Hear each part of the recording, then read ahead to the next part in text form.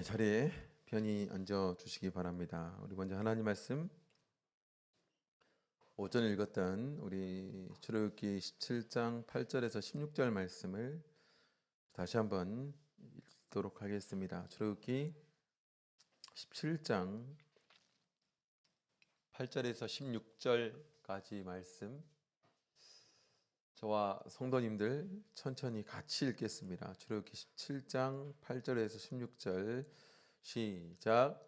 때에 아말렉이 이르러 이스라엘과 르비딤에 싸우니라.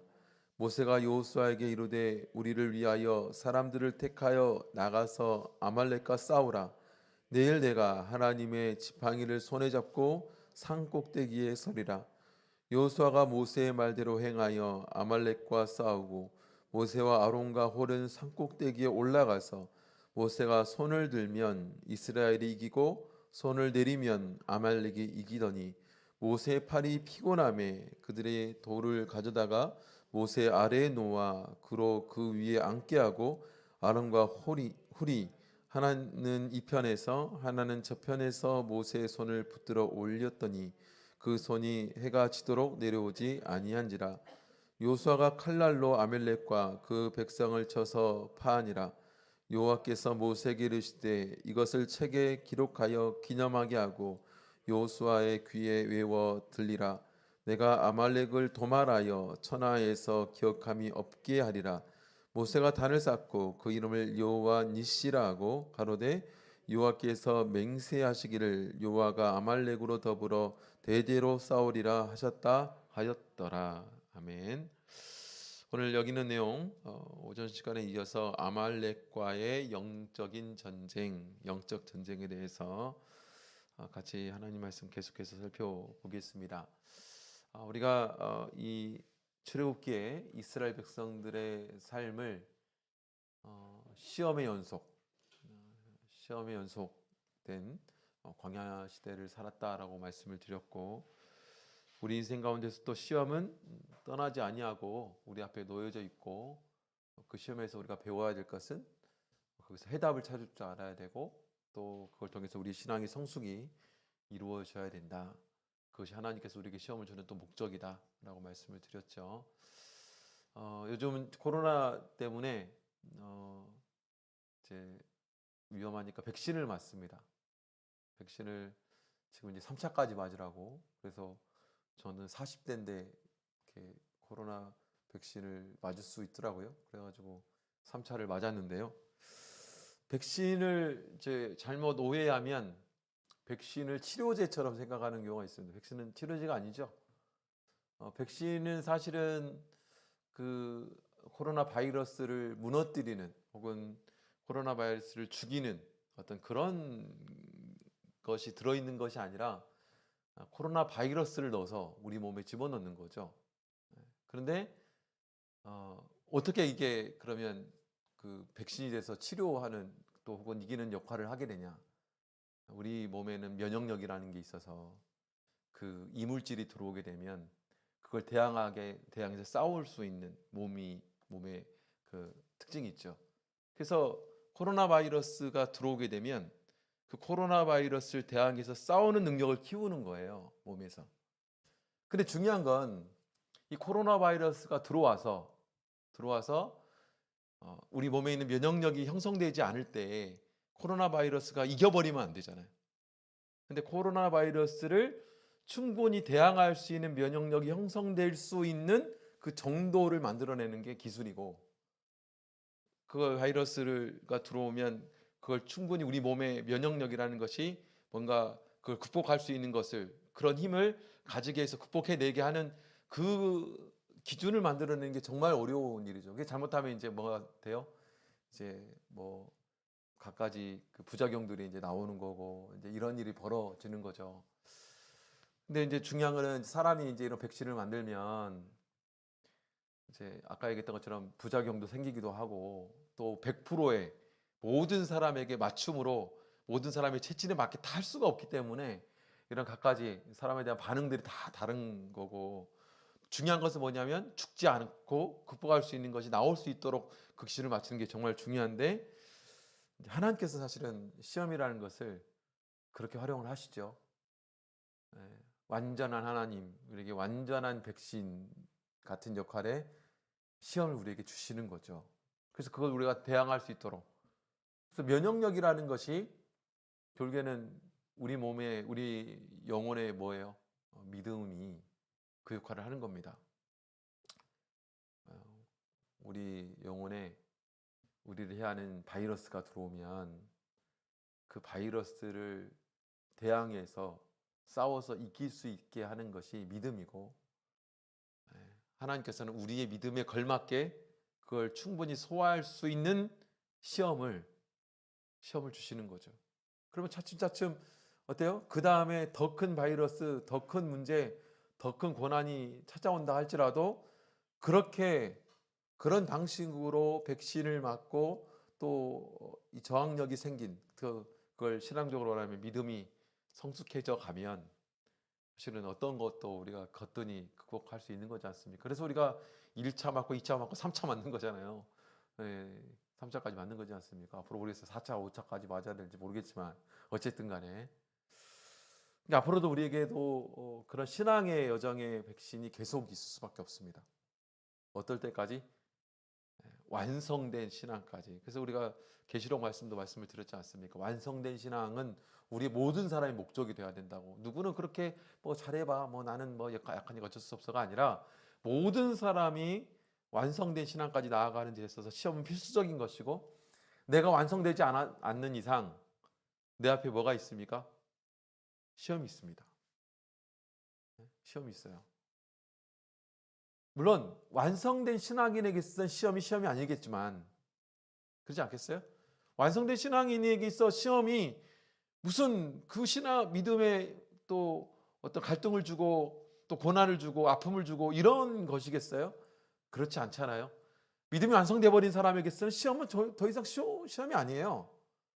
그런데 우리가 여전히 그것 때문에 아프고 고통하고 힘들고 또 그걸 극복해야 되는 이유는 우리는 여전히 그 시험을 통해서 더 강한 면역력을 가지고 더 큰 그런 저항력을 가지고 그걸 극복할 수 있고 이겨낼 수 있는 그 여전히 부족함이 우리에게 있기 때문에 그걸 채워나가는 그런 과정이 너무나 중요하고, 그런 과정 가운데 절대적으로 믿어야 되는 것은 우리에게 하나님은 감당하지 못할 시험은 주십니까? 안 주십니까?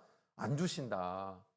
우리의 면역력에 합당하게, 우리의 믿음의 면역력에 합당하게 우리에게 시험을 허락하시기 때문에 어떤 경우에도 거기에 넘어가지 아니하고 아무리 큰 시험이 온다 할지라도 하나님께서는 그걸 극복할 수 있는 그 힘을 반드시 주신다라는 것을 믿어야 된다는 겁니다. 그래서 만약 내 앞에서 엄청나게 큰 시험과 고난이 왔어요. 다른 사람 다 말합니다. 이렇게 힘든 일이 벌어졌어요. 큰 일이 벌어졌어요. 그러면 하나님은 우리를 어떻게 판단하신 거예요? 너의 믿음은 그 정도는 극복할 수 있는 믿음을 지금 가지고 있어 라는 또 다른 표현이죠. 사실 그걸 볼 수 있는 눈이 있어야 돼요. 그래서 어떤 경우에는 시험이 오면 왜 이렇게 나만 힘들고 나만 고달프고 나만 이렇게 큰 시험을 주냐고, 나만 이렇게 괴롭게 하냐고. 사실 우리가 믿음의 눈을 가지지 않고 육신의 눈을 가지고 살아가는 삶에서는 그렇게 보일 수밖에 없죠.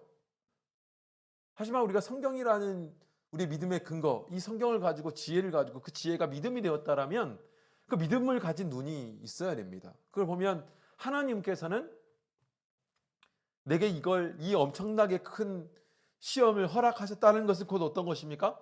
내 믿음이 그만큼 컸다는 거예요. 내 믿음이 그만큼 컸다는 거예요. 이렇게 얘기하니까 저는 믿음 안 가질래요. 그리고 큰 거 저 안 당할래. 큰 시험 받기 싫어요. 근데 그렇지 않으면 백신 안 맞으면 어떻게 되겠어요? 바이러스에 잠식되는 거죠. 그게 문제죠. 그렇지 않을 수 있으면 얼마나 좋습니까? 백신 안 맞아도 그래도 시험 없어도 그냥 내 신앙이 다 건강하고 막 무너지지도 않고 다 천국 갈 수 있는 믿음까지 천국 갈 수 있는 사람이 딱 되면 제일 좋죠. 근데 사람이 그럴 수가 없다는 거죠. 사람은 끊임없이 죄를 가진 존재이고 죄성을 가진 존재이고 또 그것을 연단하고 극복하는 그런 과정 가운데 반드시 시험이 필요하고 그 시험의 크기는 곧 내 믿음을 말해주고 있고 하나님은 그 믿음에 합당한 시험을 허락하심을 통해서 더 굳건해지고 더 단련되고 더 강한 그런 믿음으로의 계속된 성숙이 바로 시험을 우리에게 주신 이유이다. 그걸 앞에서 잘 우리가 엿볼 수 있는 것이죠. 그래서 아말렉 족속과의 그 전투는 바로 영적인 전투를 말해주고 있고 바로 우리 앞에 놓여져 있는 그런 시험 그 전쟁을 또 말해주고 있다. 그래서 우리 씨름은 육과 혈에 있는 것이 아니다. 혈과 육에 있는 것이 아니다. 그래서 이제 예를 들면 우리의 시험이 재물에 관련된 시험이 오면 우리는 재물만 봐요. 혈과 육의 것이 아니라고요. 재물만 봐요. 재물을 통해서 그러면 사단은 뭘 원하는가? 내게 재물이라는 시험을 통해 사단은 뭘 원하겠어요? 하나님 그러면 그 재물의 시험을 왜 허락하셨겠어요? 하나님 원하는 건 뭡니까? 이걸 고민해야 되죠. 이걸 고민하는 것이 믿음의 눈이죠. 그래서 우리가 믿음의 눈을 떠야 됩니다. 그러면 세상이 보이는 거예요. 저도 100% 그런 걸 볼 수 있다 이런 말씀을 드리는 것이 아니라 내 믿음을 그래서 관찰을 해야 돼요. 내 신앙을 관찰을 해야 돼요. 사실은 내 인생을 좀 관찰할 줄 알아야 돼요. 내 인생이 왜 이런 인생일까? 고민해야 돼요. 그래서 우리가 그걸 가지고 무조건 힘들어하고 무조건 고통스러워하고 무조건 눈물 지을 것이 아니라 왜 이런 일들이 내게 벌어지느냐? 왜 이런 길을 나는 항상 걷고 있는 거냐? 왜 이런 일이 항상 나를 슬프게 하고 나를 고통스럽게 하고 혹은 내 반응은 왜 항상 이런 거냐? 사실 이걸 고민할 줄 알아야 되고 이것이 이 고민을 통해서 생겨지는 것이 믿음이에요. 지혜고. 그러면 이제 우리가 비슷한 것이 대충 이제 그려지잖아요. 네? 한번 짐작하게 되죠. 근데 그게 지혜로운 사람이고 짐작하게 되죠. 이런 일이 왜 나한테 왔는가? 이런 일을 그럼 어떻게 극복하라는 건가? 어떻게 극복해 나가는 것이 하나님이 원하시는 건가? 사단이 원하는 걸 안 하기 위해서는 어떻게 해야 될 건가? 이게 답은 쉽게 나오는 거죠. 그렇죠? 수학을 가르치는 우리 인숙자매님. 그렇죠? 근데 비슷해요, 사실은. 수학 문제 푸는 거하고 비슷하다고요. 근데 우리는 우리를 안 살피잖아요. 남의 것만, 남에게 있는 시험만 살펴요. 저 사람은 죄를 제가 많이 졌구만. 저 사람은 잘못이 많구만. 에? 저 사람 나쁜 맘 먹어서 저러지. 근데 자기에 대해서는 왜 고민 안 하냐고. 결국에는 그것보다 더 중요한 것은 내가 더 급하지. 내 앞에 있는 그 일에 대해서 내 스스로 고민 안 하면 앞으로도 계속 그런 시험 앞에서 똑같은 반응을 하는 일이 불보듯 뻔한데. 그렇죠? 그래서 자기를 잘 믿음의 눈을 가지고 살피셔야 돼요. 그게 바로 또 전쟁을 승리하는 방법이기도 합니다. 오늘 본문에 보면 이들이 어떻게 싸웠는가, 싸움의 방법, 전쟁의 방법에 대해서 말씀해주고 있죠. 모세가 참 지혜로운 사람이죠. 모세는 하나님의 대언자로서 하나님의 뜻을 알고 그 뜻에 합당하게 이스라엘 백성들을 이끌어갔던 그런 사람입니다. 출애굽기 17장 9절 말씀을 읽겠습니다. 9절 말씀 같이 읽겠습니다. 시작. 모세가 여호수아에게 이르되 우리를 위하여 사람들을 택하여 나가서 아말렉과 싸우라. 내일 내가 하나님의 지팡이를 손에 잡고 산꼭대기에 서리라. 10절부터는 어떻게 하고 있어요? 바로 산꼭대기에 바로 이 모세와 아론과 훌이 같이 올라가서 손을 들어 똑같이 전쟁을 치르고 있죠. 그래서 이 전쟁을 치르는 싸움을 하는 방법을 그냥 통일된 하나로 하는 것이 아니라 두 가지의 무리를 짓고 있어요. 한 무리는 어떤 무리냐면 여호수아를 지목해 가지고 사람들을 데리고 나가서 어떻게 해요? 골짜기에 나가서 직접 싸워라. 직접 싸워라. 그리고 자기는 어떻게 해요? 나는 지팡이를 들고 산에 올라가서 너희를 위해서 산을 위해 올라가서 그 위에서 손을 들겠다. 이런 말씀을 해주고 있는 거죠. 두 부류로 나눠서 이 전쟁을 치르고 있어요. 두 부류로. 그래서 실제로 싸움을 하는 부대는 여호수아가 이끄는 부대. 실제적으로 싸움을 하는 부대죠. 그 아말렉과 직접적으로 싸우고 있는. 근데 그것만 있는 것이 아니라 바로 모세와 아론과 훌이 산꼭대기에 올라가서 그걸 지켜보면서 손을 들고 있습니다. 이 손을 드는 게 도대체 무엇이냐? 근데 재밌는 일이 벌어졌습니다. 어떤 걸 벌어졌냐면 이 싸움의 양상이 바로 여호수아가 이끄는 사람들이 나와서 열심히 전쟁을 싸워서 이겼어요? 아니면 이 모세가 손을 들고 혹은 내리고에 따라서 싸움이 이기고 졌습니까? 네, 그게 중요하죠. 그래서 이 내용을 통해서 우리가 좀 생각해 볼 게 있습니다. 사실 우리가 재물에 대한 어떤 예를 쉽게 말할 수 있는 것인 재물이다 보니까 말씀을 드리겠습니다. 재물에 대한 이제 시험이 왔어요. 그러면 우리는 이제 두 가지로 이 방법을 해결할 수 있어야 되죠. 물론 기도해야 됩니다. 근데 기도만 해야 될까요?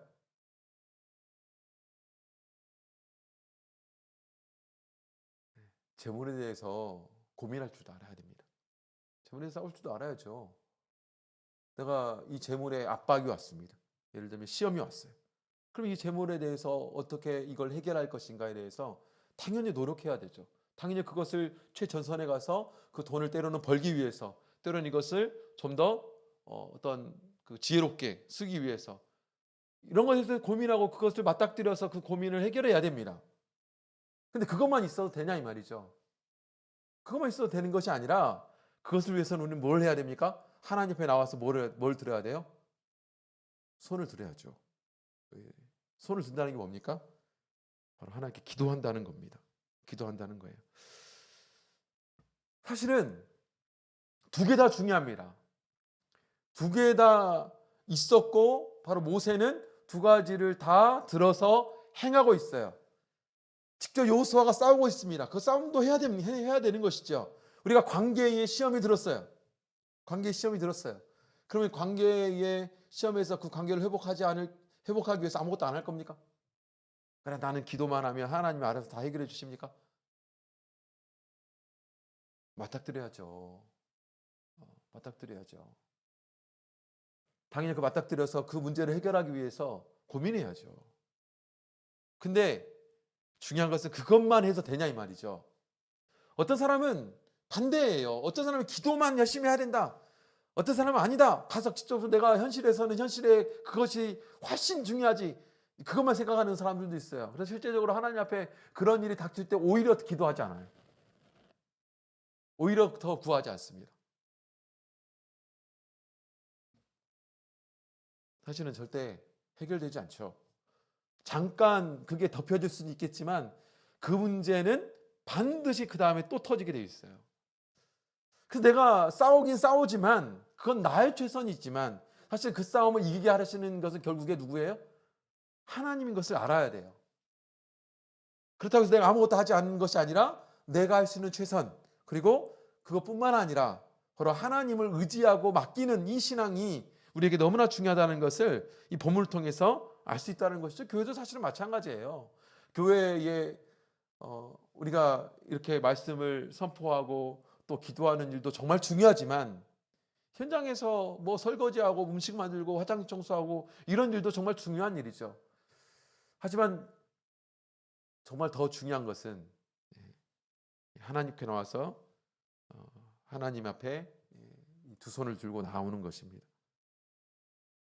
그게 중요하죠. 그래서 이 싸움에서의 결정적인 승리는 사실은 하나님께 있습니다. 하나님께 있어요.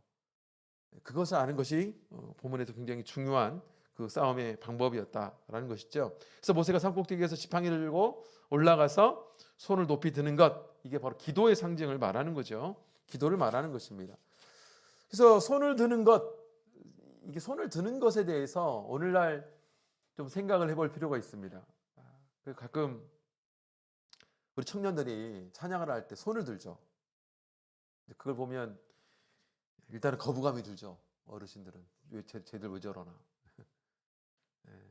이 청년들이 아무 생각 없이 그렇게 따라하는 건가요? 그런 경우도 있습니다. 왜냐하면 일반 교회 보면 정말 손 잘 들거든요.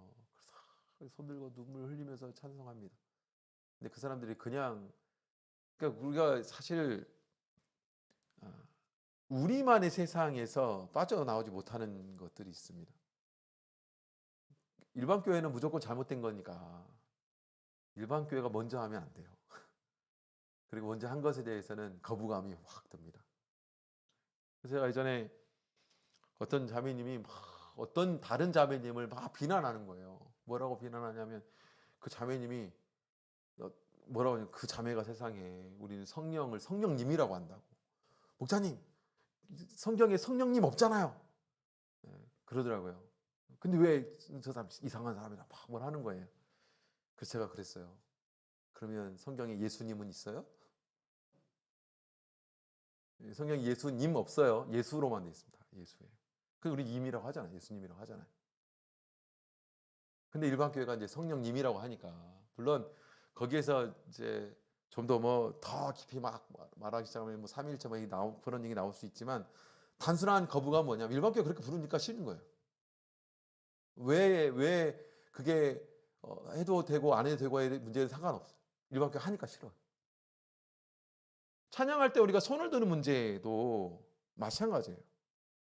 일반 교회가 하니까 싫은 겁니까?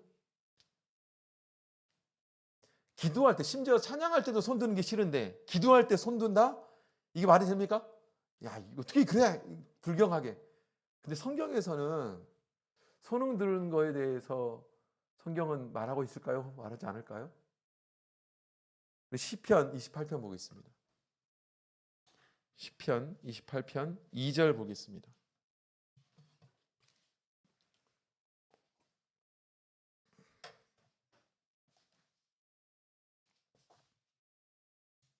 시편 28편 2절. 시편 28편 2절 같이 보겠습니다. 시작. 내가 주의 성소를 향하여 나의 손을 들고 주께 부르짖을 때 나의 간구하는 소리를 들으소서. 주의 성소를 향해서 무엇을 들었어요? 나의 손을 들고 뭐 했습니까? 주께 뭐 했어요? 부르짖었어요. 성경에서 하나님 앞에 나와서 부르짖는다는 게 뭡니까? 기도한다는 거죠. 기도한다는 거. 근데 이런 기도의 형식은 구약에만 있냐? 신약에도 있습니다. 우리 디모데전서 2장 8절 보겠습니다. 디모데전서 2장 8절. 어떤 기도의 상징성을 가지고 있죠. 디모데전서 2장 8절 같이 읽겠습니다. 시작. 그러므로 각 처에서 남자들이 분노와 다툼 없이 거룩한 손을 들어 기도하기를 원하노라. 여기서 거룩한 손을 들어 기도하기를 원한다라는 것이 이 기도하는데 바울 사도는 디모데한테 뭐라 말하고 있냐면 손을 들어 기도하라는 거예요. 여기서 말하는 손이 뭐예요? 사실은 손에는 상징성이 있죠. 그러니까 손은 내가 하는 일의 상징이 있습니다. 손을 가지고 뭔 일을 하니까 때로는 이 손이 더러운 일도 하죠. 여기 다툼과 분노처럼. 근데 이것이 없이 깨끗한 거룩한 손으로 하나님 앞에 나와서 기도하라. 이렇게 말하는 거죠. 그러니까 우리가 하나님 앞에 기도할 때 하나님과 나 사이에 기도를 막는 요소가 있는데 이게 더러운 손이에요. 더러운 일을 하는 일들. 그래서 회개부들 기도를 가장 먼저 그래서 하는 거예요. 그래서 우리가 손은 어떤 의미를 가지고 있냐면 내 삶의 어떤 행동, 내 삶을 사실은 대변해 주는 것이 손입니다. 이것을 하나님께 올리고 있어요. 이게 무슨 뜻입니까? 맡기는 거예요. 그래서 손을 드는 겁니다. 내가 모든 것을 하나님께 맡긴다는 표현이 바로 이 손을 통해 나타나는 거예요. 그렇게 부르짖는 거예요. 그래서 이 기도할 때 형식 가운데 이 손을 드는 것도 있지만 우리는 무릎도 꿇어요. 무릎 왜 꿇습니까? 사실은 무릎을 아무 데나 꿇는 게 아니잖아요. 무릎은 절대 존재, 그리고 나보다 최소한 위에 있는 존재를 향해서 무릎을 꿇는 겁니다. 그 구체적인 행동이 무엇을 통해 무릎을 꿇는 걸로 나타나는 거예요. 그래서 우리가 기도할 때 하나님 앞에 무릎을 꿇는 거죠. 또 손을 드는 이유도 그러합니다. 그런데 우리가 이런 거 생각하지 않고 손 드는 건 일반 교회 하는 것 같아. 물론 그 가운데서 내 가식이 그 안에 들어있고 그 안에 어떤 내 오만이 들어있고 보여주기식의 어떤 형식만 남아있다면 그러면 안 되죠. 사실은 그것보다 더 중요한 것은 그 마음이 동해서 내가 하나님 앞에 무릎 꿇고 내가 하나님 앞에 손을 올려서 내 모든 것을 맡기는 그런 표현을 하는 데 있어서는 손을 드는 것도 괜찮다는 거예요. 근데 우리는 일반 교회가 그렇게 하니까 이제 무조건 이상하다, 무조건 잘못했다, 무조건 청년들이 물들었다. 물들어서 하는 일들도 있습니다. 근데 그건 진짜 가르쳐야 되는 일이죠. 무작정 그렇게 하면 안 돼. 왜 그렇게 하는지에 대해서. 그래서 우리가 기도할 때 손을 들어 하나님께 기도한다라는 것은 사실은 내 삶을 하나님 앞에 건 거예요. 내 손을 하나님께 건 거예요. 내가 할 수 있는 수고가 뭐예요? 수고가 손이 고통받는 게 수고잖아요. 이게 손숫자 씁니다. 그러니까 내가 모든 것을 하나님께 맡기는 표현이 손을 들어 하나님께 기도하는 거예요. 물론 제일 중요한 것은 그 마음이 합당해야 되는데 바로 우리가 하나님 앞에 나와서 기도하는 그 태도, 그것을 사실은 잘 소개해주고 말씀해주고 있다는 것이죠. 그래서 우리가 하나님 앞에 기도할 때 어떤 시험이 닥쳤을 때 모든 것을 하나님께 내어 맡기고 기도하는 그 기도의 자세가 정말로 중요하고 그것이 때로는 이기기도 하고 지기도 한다라는 사실에 대해서 말씀해 주고 있습니다. 그래서 여기 또 하나 이 내용을 통해서 생각해 볼 수 있는 것이죠. 뭐냐면 모세는 손만 들었습니까? 지팡이도 들었습니다. 왜 지팡이를 들었을까요? 지팡이는 뭘까요? 지팡이는 그동안 어떻게 쓰임 받았습니까? 바로 이 지팡이는 하나님의 기적과 능력을 상징하는 거죠. 그러니까 단순히 기도하는 것만 강조한 것이 아니라 이 하나님께 손을 들어 하는 것은 하나님의 능력, 어떤 기도의 능력, 기도의 힘 이런 것들을 사실은 다 말씀해 주고 있습니다. 그래서 이 아말렉과의 싸움이 단순히 어떤 전투 부대들만의 그런 싸움이 아니라 기도의 능력을 가지고 이긴 싸움이라는 것. 그리고 우리가 때로 열심히 실천했음에도 불구하고 실천해서 뭔가 결과를 얻어냈고 어떤 진보하는 해결되는 일이 벌어졌을 때 내가 지혜를 잘 써가지고 이긴 것이 아니라 결국엔 하나님께 내가 기도함을 통해서 그 하나님께서 이것을 극복하게 해주었다는 것에 대해서 우리는 믿어야 되고 고백해야 되는 것이죠. 그리고 또 하나 여기서 생각해 볼 수 있는 것이 있습니다. 모세는 혼자 기도했습니까? 그래서 우리가 하나님 앞에 나오면 기도하는 것이 가장 중요하죠. 하지만 혼자 기도하는 것보다 같이 기도하는 게 더 좋습니다. 왜냐하면 혼자 기도할 때는 여기 모세가 왜 손을 내렸어요? 네? 모세가 왜 손을 내렸습니까? 12절에 보면 모세의 팔이 피곤함에 모세가 왜 손을 내렸어요? 피곤해서 내립니다. 그래서 우리가 혼자 기도하면 피곤할 때가 참 많죠. 피곤한다는 게 뭐냐면 지쳐요. 혼자 기도하는 건 참 지칩니다. 그래서 기도의 동역자를 좀 찾으셔야 돼요. 교회에서 기도의 동역자를 찾으셔야 됩니다. 혼자 기도하는 것보다 혼자 기도하는 것도 좋죠. 그런데 어떤 위험이 있냐면 피곤해져요. 지친다고. 그래서 기도의 동역자를 찾는 것은 정말 중요한 일입니다. 근데 그 기도의 동역자가 누구냐? 오늘 기도의 동역자를 두 명을 소개해 주고 있죠. 어떤 사람들입니까? 바로 아론과 훌입니다. 아론은 누구죠? 모세의 형이고, 훌은, 사실은 훌은 정확한 정체가 성경에 나타나 있지는 않습니다. 그런데 요세푸스라는 역사학자에 의하면 이 구약을 보충해 주는 여러 또 외경들이 있잖아요. 거기서 보면 이 훌을 어떻게 표현하냐면 미리암의 남편으로 그렇게 그 사람 확정해서 이야기하는 경우가 있어요. 어떤 근거인지는 잘 모르겠지만 중요한 것은 어떤 뭐냐면 가족이라는 거죠. 그래서 가장 중요한 기도의 동역자가 누가 되어야 될까요? 가족이 되어야 됩니다. 가족이 기도의 동역자가 되어주는 것이 제일 좋습니다. 혼자 기도하면 지치죠. 그래서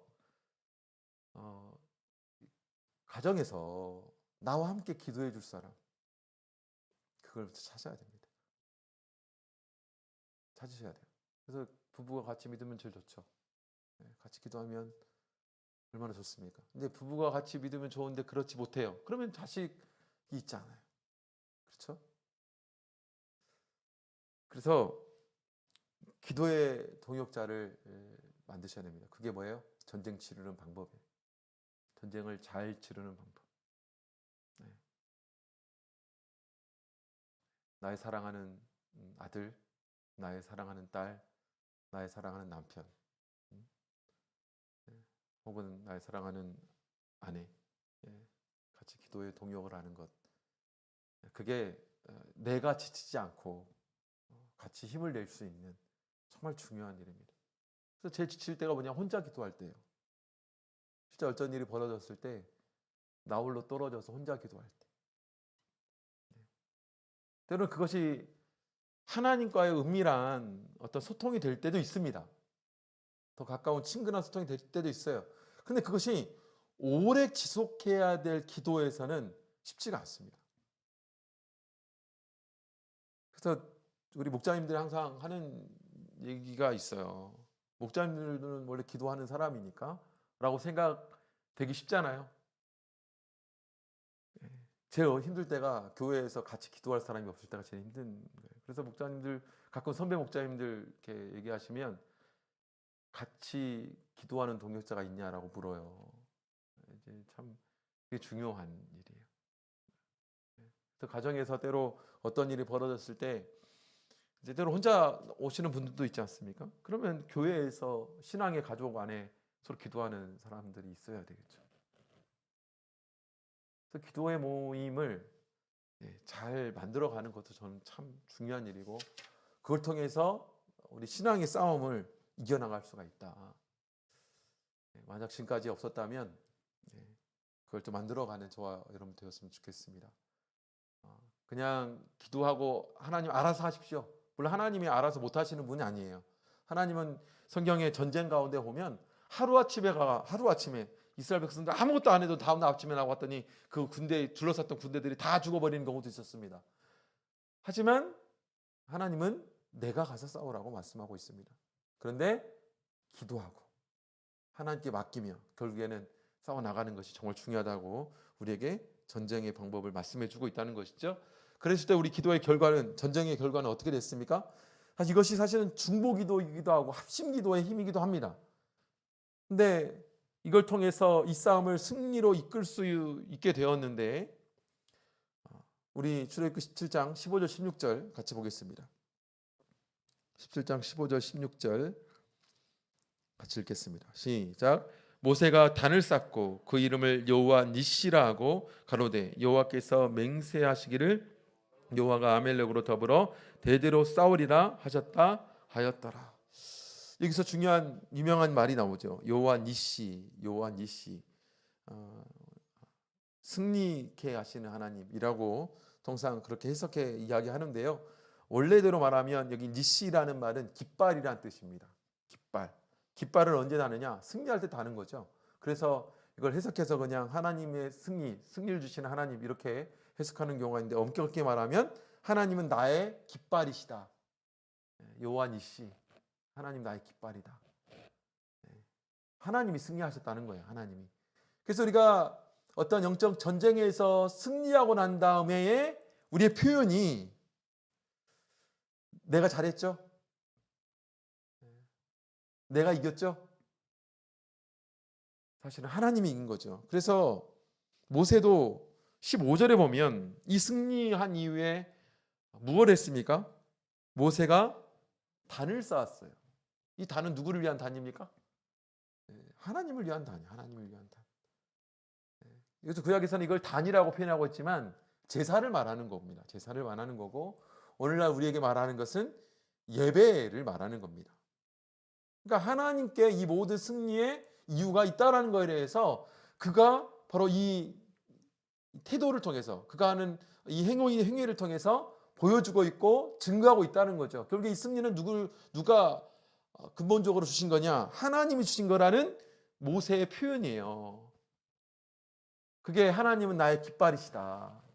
나로 승리케 하시고 승리의 근본은 하나님께 있다는 거에 대해서 말씀해 주고 있는 것이죠.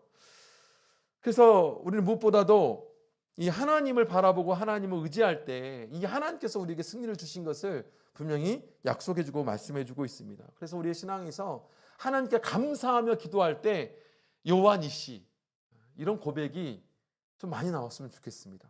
하나님께서 내게 이 승리의 깃발을 들게 해주셨다. 그게 바로 모세가 보여준 일이죠. 모세가 손을 들었기 때문에 승리했다라고 내가 모세의 입장에 내가 손을 들었으니까 승리했지 이렇게 100번 1000번 말할 수도 있습니다. 실제 그랬으니까. 그런데 모세는 그것이 아니라 그 뒤에 하나님이 승리하게 하셨다. 이게 바로 이 본문을 통해서 우리에게 주시는 메시지인 것이죠. 그래서 이 전쟁의 결과는 승리이고 이 승리는 하나님께서 주신 것을 고백할 줄 알고 돌릴 줄 아는 것이 우리가 해야 되는 일이다.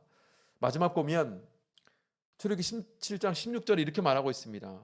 여호와께서 맹세하시기를 여호와가 아멜렉으로 더불어 대대로 싸우리라. 이 말씀은 좀 생각해 볼 말씀이죠. 아멜렉이라는 족속이 하나님의 경고하신 대로 얼마 후에 이 땅의 자치를 감추는, 그래서 아멜렉이 그 이후에 그렇게 나타나진 않습니다. 나타나지 않아요. 그런데 재미있는 게 뭐냐면 대대로 싸운다라고 소개하고 있어요. 대대로 싸운다는 건 계속 싸움이 있다는 얘기 아니에요.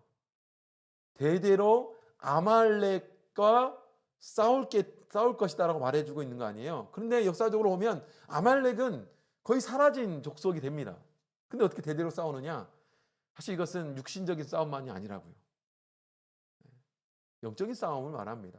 우리 앞에 놓여져 있는 이 대대로 이루어지는 이 영적인 싸움. 그 가운데서도 하나님께서 어떻게 하시겠다고요? 하나님이 그 영적인 존재와 싸우겠다는 거예요. 우리를 대신해서. 그래서 사무엘상 17장 47절에 보면 다윗이 골리앗 앞에 나아갈 때 이런 믿음 가지고 나가는 겁니다. 또 여호와의 구원하심이 칼과 창이 있지 아니함은 이 무리로 알게 하리라.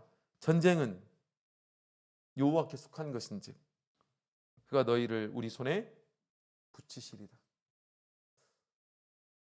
그렇게 말씀해 주고 있죠.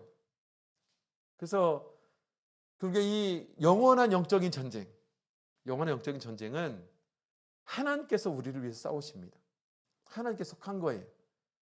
그래서 대대로 하나님께서 우리로 승리할 수 있도록 우리에게 힘을 주시고 우리가 하나님 앞에 나와서 두 팔 들고 하나님께 모든 걸 맡겨 기도할 때, 그리고 내가 할 수 있는 최선을 다해서 살아나갈 때 하나님께서는 그 능력으로 우리를 승리하게 해주신다는 사실을 우리 본문을 통해서 우리에게 말씀해 주고 있다는 것이죠. 우리 앞에 여전히 우리 신앙의 전쟁이 놓여져 있습니다. 두려워서 도망가는 것이 아니라 하나님 그거 가지고 싸우라고 우리에게 그 시험을 주셨어요. 저로 오늘 본문에 있는 이 말씀 잘 붙잡고 하나님은 바로 나로 감당할 수 있는 시험, 감당할 수 있는 전쟁, 반드시 승리로 우리에게 유익을 주는 그런 전쟁으로 우리에게 허락하신다고 분명히 말씀해 주고 있으니 이 말씀 붙들고 믿음으로 나아갈 수 있는 저와 여러분 되시기를 간절히 원합니다. 같이 기도하겠습니다. 오늘 들으신 말씀 생각하시면서 항상 좀 승리하는, 그래서 요한 이시의 단, 이 승리의 단을 하나님 앞에 기도로 쌓는 그때가 많아지면 얼마나 좋겠어요. 안식일마다 와가지고 사실은 그런 일을 해야 되는 거거든요. 안식일 와가지고 많은 것들 하나님 앞에 할 수 있죠. 예배도 할 수 있고 기도도 할 수 있지만, 그 기도 가운데 저는 내가 이 세상 살다가 패배했으니까 하나님 도와주세요 라는 기도도 많이 해야 되겠지만, 일주일 동안 하나님의 능력으로 제가 이런 일에 승리했고 저런 일에 승리했고 이렇게 하나님의 도우심으로 이겼어요 라는 좀 이렇게 승리의 기도, 감사의 기도가 우리 안식일에 좀 많았으면 좋겠다. 얼마나 이 안식일이 기쁘겠어요.